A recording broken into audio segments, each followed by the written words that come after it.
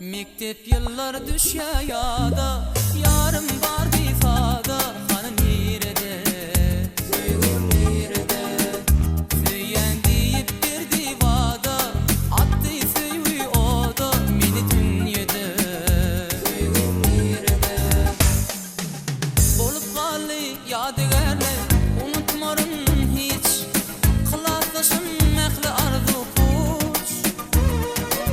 Görsem değil kuyfetimde şu daimi geç. Aramıza dil düştü mü ya? Mektep yıllar düşe yada, yarım badi ifada. Hanım nerede, söylüm nerede? Söyyen deyip bir divada, attı söyü oda, meni dünyada. Söylüm nerede?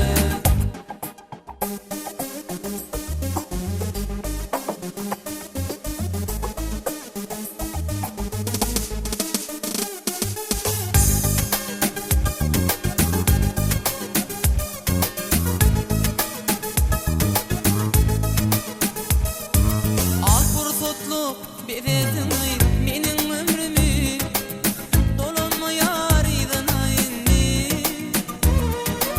Hiç tat bilin bolmadığına çekincelerimi, bana baktın sıra senni. Mektep yıllar düşe yada, yarım var difada. Hanım nerede, söylüm nerede?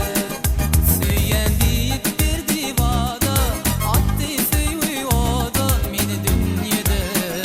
Söylüm nerede?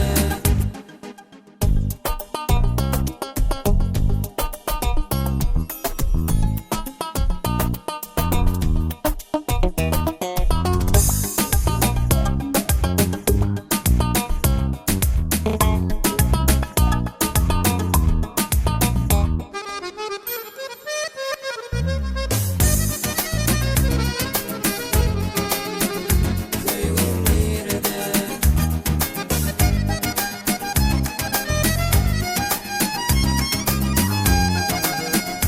Söylüm nerede? İn son kocan son kopursa